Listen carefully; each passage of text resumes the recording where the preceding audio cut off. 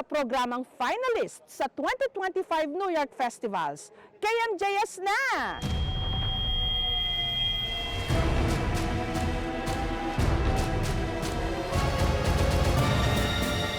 Isa ang Mount Bulusan sa pinakaaktibong bulkan sa Pilipinas. Ilan sa pinakamalakas nitong pagsabog nangyari taong 2010 at 2011.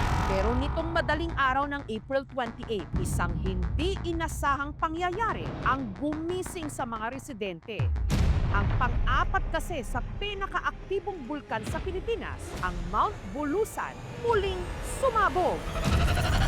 Bulkan Bulusan.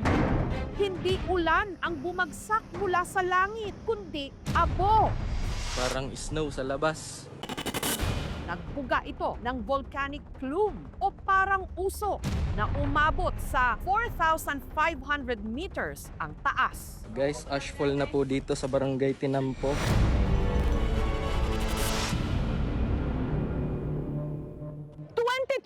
Nung huling sumabog ang Bulusan Volcano sa Sorsogon, sa Kabikulan. Sa linggong ito, muli itong nag-alboroto. Kamustahin natin ang ating mga kababayan doon. Ingat po tayo guys. Grabe oh, magsi-zero visibility na. Pagsikat ng araw, ito ang bumungad sa mga residente.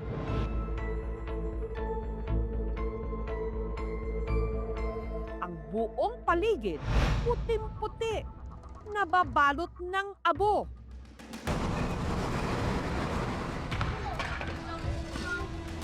Ang mga tiga-Irusin, naabutan ng aming team na abala sa paglilinis ng kanilang mga bakuran.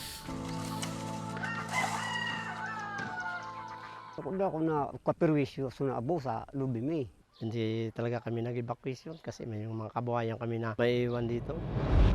Si Aldrelin naman, nag-alsa balutan. Ang kanya kasing tahanan nakatayo sa loob ng tinatawag na PDZ o Permanent Danger Zone ng Mount Bulusan. Overviewing po siya sa bahay namin. Kaya pag may kakaibang hitsura yung Bulusan Volcano, alam namin na talaga mag-a-alert to siya.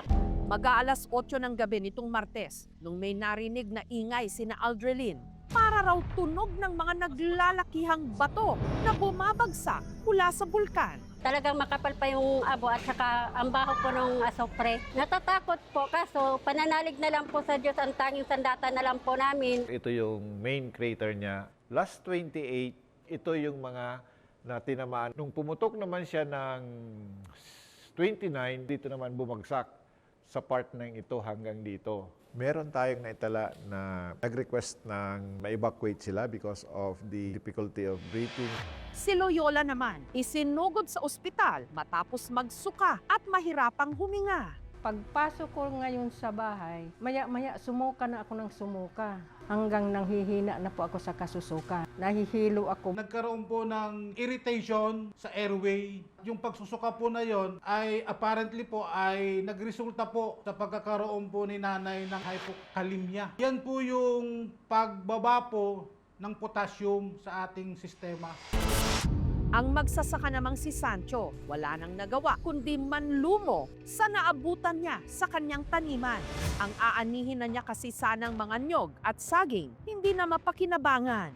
Yung aboy, yung nakakapit na sa mga dahon, parang mga lanta. Kung ulanin yan, maganda. Sa kasalukuyan, nakataas po sa Alert Level 1 ang Bulusan Volcano. Meron din po tayong pagtaas ng sulfur dioxide emission. Mataas ang tsansa na magkaroon tayo ng mga pagputok. Samantala, ilang linggo lang bago nag-alboroto ang Bulusan, ang Mount Canlaon na ilang buwan nang binabantayan ng kilos, muling niyanig ang isla ng Negros sa Kabisayaan. Usog na kayo? Gani, usog na gid kay ang buga oh. Usog lagi? No, kaya mabaw, galiyok naman. Mura lagi na siya nagpadulo. Usog ina. May koneksyon nga ba ang halos magkasunod na pagputok ng dalawa sa pinakaaktibong bulkan ng Pilipinas? Susunod na! Ilang linggo lang bago nag-alboroto ang Bulusan, ang Mount Canlaon na ilang buwan nang binabantayan ng kilos, muling niyanig ang isla ng Negros sa Kabisayaan. Usog na kayo? Gani, usog na gid kay ang buga oh. Usog lagi. No kayo mabaw, galihok naman. Ang pagputok ng kanlaon, nasaksihan ni Regina. Sayo ka kang kaaso dira. Halagang tanawa kang. Uy, be! Tanawa yung aso kay itom na kayo ang ninggawas ikaduha, oh! Nakakatakot talagang tumira malapit sa bulkan kasi anytime pwede siyang sumabog.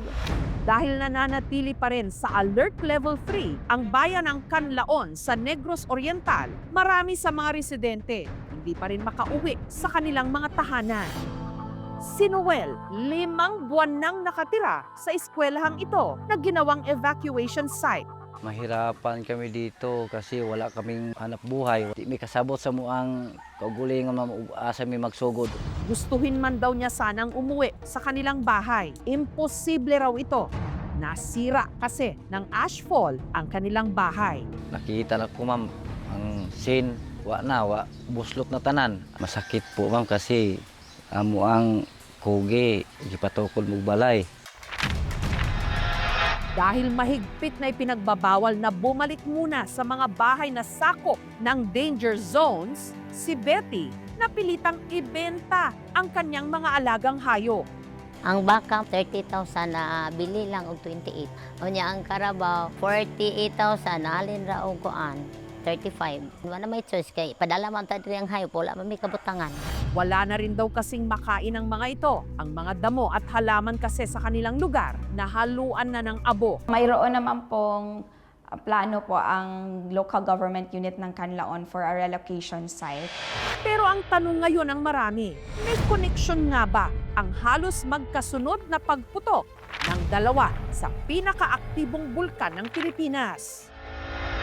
Wala pong koneksyon ang activity ng Canlaon Volcano at Bulusan Volcano dahil sila po ay magkaiba po ang pinanggagalingan ng kanilang magma. No? Madalas po talaga sa ating kasaysayan na meron pong nagsasabay-sabay na mga bulkan na pumuputok. Ang Canlaon Volcano po ay nakataas sa Alert Level 3 dahil mataas po ang tala ng volcanic earthquake sa Canlaon Volcano. Tumataas din po o patuloy pa rin po ang dahan-dahang pamamaga ng bulkan na naghuhudyat po na meron po tayong deep magma intrusion sa ilalim. Naghahanda ang Canlaon Volcano sa isang major eruption. Sana wala nang susunod pa na pagputok. Sana po yung ano po ng bulkan, tumigil na po. Dapat nakahanda na yung ating mga emergency kits, no? Yung ating go bag, no? Kaya na kailangan natin ng mga face masks upang makaiwas na makalanghap ng abo ng bulkan. Umiwas sa mga danger zones at makinig po sa mga payo ng gobyerno at ng mga eksperto para po tayo ay hindi mapahamak. Ano to yung bulkan, bulusan? Parang snow sa labas. Dahil sa lokasyon ng Pilipinas sa tinatawag na Pacific Ring of Fire kung saan madalas ang mga pagsabog ng bulkan, lindol at iba pang mga sakuna, hindi na tayo dapat magulat kung paulit-ulit na may sumasabog na bulkan sa ating bayan. Usog na gid kay ang buga oh. Kaya sa bawat minuto, maghanda dahil hindi natin alam ang susunod na pag-alboroto ng ilan sa mga napaka-aktibo nating mga bulkan. Lalo pat sa bawat pagsabog, buhay ang nakataya. Guys, ashfall na po dito sa Barangay Tinampo.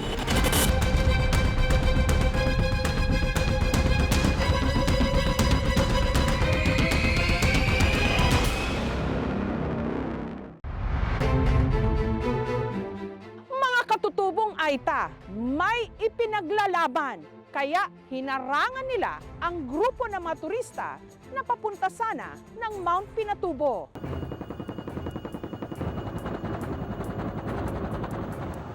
Ang pagputok nito noong dekada 90 ang itinuturing na second largest volcanic eruption of the 20th century.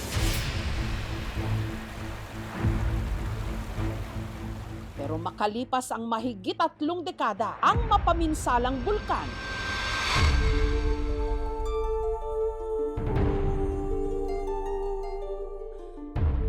umaakit na ngayon ng libo-libong mga turista.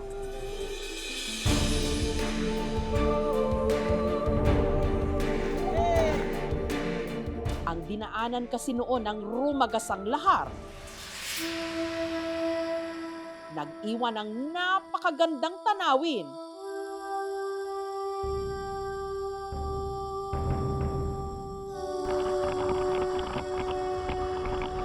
Picture perfect, lalo na kung binabaybay sakay ng 4x4.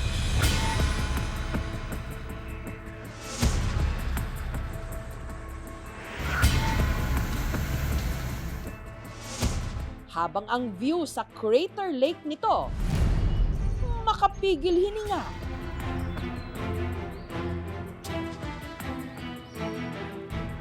Kaya naman beautiful disaster kung ituring ang pagputok ng Mount Pinatubo. Beautiful.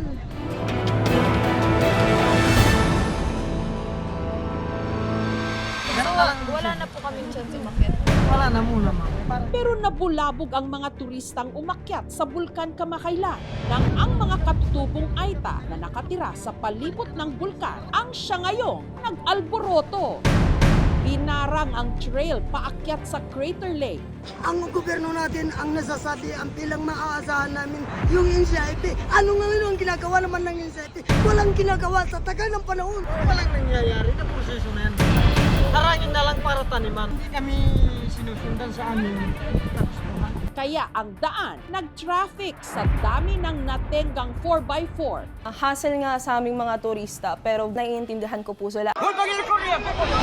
Maya-maya pa, tumaas ang tensyon nang dumating ang mga pulis. Sasama po namin kayo dun sa baba para mapag-usapan po natin kung ano yung problema. Hindi basta-basta kami sumama ngayon. Pero yung ginawa po ninyo, bigla-bigla nang harang kayo ng mga bisita namin. Sinala namin dahil karapatan namin, madam. Hindi po nila kami pinakita. Kaya nga po, nandito po ako. Kaya hindi na po ulitin ko ha, nakikiusap po ako sa inyo. Sino ang po pwedeng sumama? Hindi kami sasama, madam. Hindi po kayo sasama. O kung hindi po kayo sasama, pipilitin namin kayo. Ay, hindi. So, ito mali. Ako mali mo. Pinilit nila kami.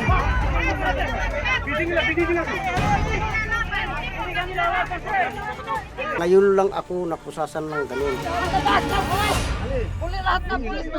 Dadakpin ninyo ang katutubo sa kanilang lupa. Ang gobyerno natin ang nasasabi. Bakit nga ba tila bulkan na sumabog sa galit ang mga katutubo sa Mount Pinatubo?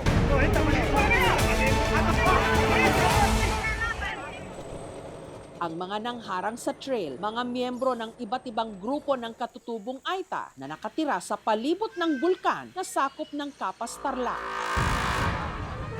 Isa sa mga ito, ang mga tiga-barangay Maruglu na si Bayani, miyembro ng Sumaowang Clan at tumatayong chairman ng grupong Labayku. Ang ginawa raw nilang pagharang sa mga turista, pagpapakita ng kanilang protesta. Ang natatanggap daw kasi nilang komisyon mula sa kita ng isinasagawang tour sa Mount Pinatubo, kulang na kulang daw. Aliliitan po kami. Hindi rin sapat, hindi rin po makakatulong doon sa edukasyon, sa kabuhayan. Pagkaubos po ng pera, wala po.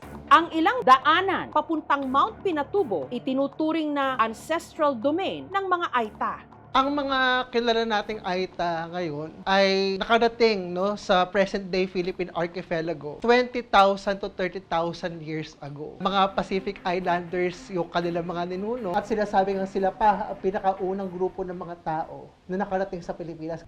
Ayon sa Indigenous Peoples' Rights Act of 1997, ang mga katutubo may karapatan sa paggamit, pamamahala at benepisyo mula sa kanilang ancestral domain. Pag tinawag kasi na ancestral domain, o lokal ninuno, ito po ay pag-aari ng isang community na IP. Nagkaroon po tayo ng Memorandum of Agreement tungkol to sa Mount Pinatubo trekking. Ayon sa isang pinirmahang kasunduan, sa bawat 300 pesos na environmental fee na ibinabayad ng mga turista, 75 pesos dito mapupunta at paghahatian ng 37 na mga grupo o clans. Kung susumahin po natin, ang natatanggap na shares ng mga kapatid nating katutubo, nasa 25% na siya. Sa kaso ng Cosme Clan na pinamumunuan ni Joseph, 1% lang mula sa kabuuang komisyon ang natatanggap ng kanilang grupo kada buwan. Ang isang buwan, nasa 5,000. Ang naghahati po doon ay mga 40 po ang pamilya. Sa makatuwid, kung 5,000 pesos ang napupunta sa kanila kada buwan at 4 na pong mga pamilya ang maghahati-hati rito, lumalabas na 125 pesos lang ang natatanggap ng bawat pamilya. Hindi sapat po sa amin sa pamilya. Ang natatanggap namang komisyon ng grupo ni Lito, 4%. Sa akin kasi 6 yung nahawakan kong pinaka-leader din namin. Po, 20,000 yung na-share ko, yun ang paghahatian namin ng 6. Pagdating doon sa kanila, hati-hatiin na naman sa mga pamilya. Halos umaabot lang po 200 piso. Isa naman sa pinakamalaking natatanggap, ang clan na pinamumunuan ni Armando, 8% kada buwan. Pinakamalaki 30,000. Yung pinakamahina, nasa 5,000 3,000 ganyan. Pero 20 pamilya naman daw ang maghahati-hati rito. Sila rin po ang nag-identify kung kanino mapupunta ang bahaging 1%, 2%, 3%, 8% at 10%. Hindi po kasi pantay kasi bawa kami dito nasa affected ng dinadaanan ng 4x4, medyo mataas. Pero kung nasa kabila na, hindi inaapakan ng 4x4, binibigyan na rin namin. May mga katutubo ring hindi nakakatanggap ng tulong, gaya ng pamilya ni Divina, na hindi raw kabilang sa anumang clan na nabibigyan ng komisyon. Ang gusto ko naman po, ang buong community makikinabang sila at mapuntuhan naman po yung community. Para po, pag may emergency kami, may kukuhaan naman po kami. Meron naman daw silang kabuhayan, ang pagtatanim ng gabi at pag-aani ng puso ng saging. Hindi na po namin maayos mataniman yan, buhangin na po yan, ma'am. Kung bisang 500 ang nakikita namin lang, hindi namang araw-araw yun. Kaya para may dagdag kita, ang ilan sa kanila nagtutour guide. Pero maging ang sideline nilang ito, nanganganib. Marami na raw kasing mga tigapatag na hindi katutubo na pumapasok rin sa ganitong trabaho. Gusto po namin mangyari sana, 1 linggo sa katutubo. Dapat itaas yung sa koleksyon at kami na po yung mamamahala sa aming sektor na katutubo dahil alam po namin sagutin yung mga pangangailangan na individual. Sana matulungan kaming mga kaita. Paano naman nung mga katutubo, wala na bang ikakaangat sa buhay? Ang hinaing nilang ito, makailang beses na raw nilang idinulog sa makinauukulan. Hindi po kami pinapakinggan dahil nga wala po kami pinahawakan na titulo. Ang hawak po namin yung resolution and bank lang. Ang titulong tinutukoy ng mga katutubo, ang CADT o Certificate of Ancestral Domain Title. Approve na po yung CADT. Award na lang po. Wala pa po kaming update sa level ng SIP. Yun lang ang sinasabi po nila. Nahihirapan po sila doon sa usaping overlapping. Meron silang ownership rights doon sa lupang ini-award sa kanila. Yung possession ng indigenous people should be recognized and should be respected kahit wala pa itong CADT. Hanggang sa ang mga naipong hinaing ng mga katutubo para na nga ring bulkan na tuluyang pumutok. Ang gobyerno natin ang nasasabi, ang pilang maaasahan namin, yung NCIP. Ano nga ang ginagawa naman ng NCIP? Walang ginagawa sa tagal ng panahon. Kaya sila nagprotesta nitong April 18. Sino ang pwedeng sumama? Hindi kami sasama, madam. Hindi po kayo sasama. O kung hindi po kayo sasama, pipilitin namin kayo. Hindi. Sige.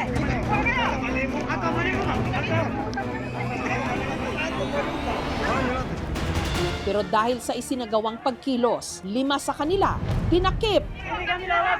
Ang sabi nila, harassment, pero sabi hindi kami nakipag-away. Sarili na naming lupa. Bakit wala pa kaming sariling karapatan?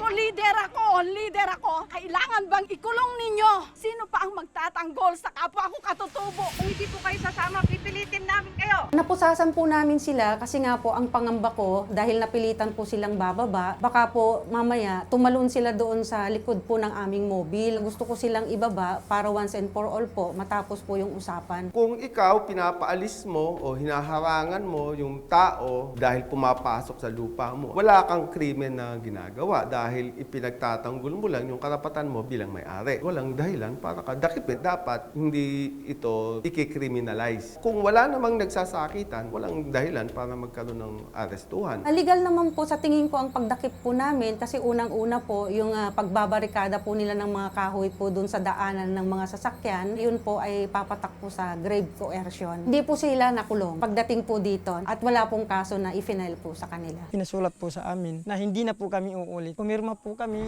Dahil sa pinirmahang kasunduan, tinanggal na ang inilagay nilang harang sa trail. Wala nang harang. Balik na rin sa normal ang operasyon ng Pinatubo Tours. Bukas naman po kami dun sa mga programa nila. Kung makikinabang po ang tribo at masecure po yung karapatan nila at yung kabuhayan po nila, handa naman po kaming makipag-usap. Ang National Commission on Indigenous Peoples naman, ang sangay ng gobyerno na siyang nagsusulong sa kapakanan ng mga katutubo sa Pilipinas, naglabas ng pahayag hinggil sa insidente. We have been actively collaborating with the Aita community, the local government unit of Kapasarlak, and other stakeholders to address these concerns.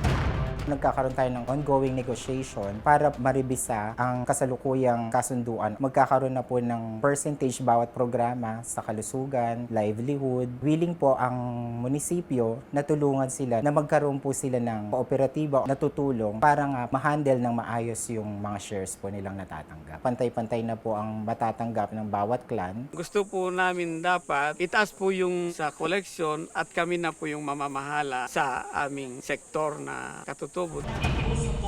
Nitong Miyerkules, ang NCIP Provincial Office at Tourism Office ng Kapas Tarlac nagpatawag ng pagpupulong kasama ang grupo ng mga katutubong Aita. Bakit po kami kinusasa? Kami ang may lupa, kami ang maggagay para makinabang ang mga katutubong.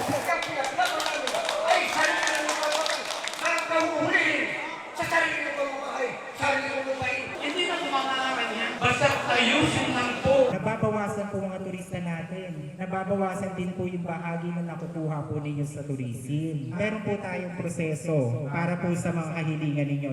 Nagbigay ng listahan ng mga katutubo sa nais nilang mangyari at mapatupad sa gagawing bagong kasunduan. Kung gusto nyo ng gate pass, bibigyan. Para makita nyo kung ilan talaga yung pumapasok. Tuloy-tuloy po ang ating pag-aayos. Pinapakinggan namin ang inyong side. Nangingire ng mga katutubo ng multa sa lokal na pamahalaan ng Kapas bilang peace offering sa ginawang pagdakip sa kanila ng mga pulis. Papatay tayo ng baboy. Sa po kasi natin, kailangan. Mapagbibigyan namin.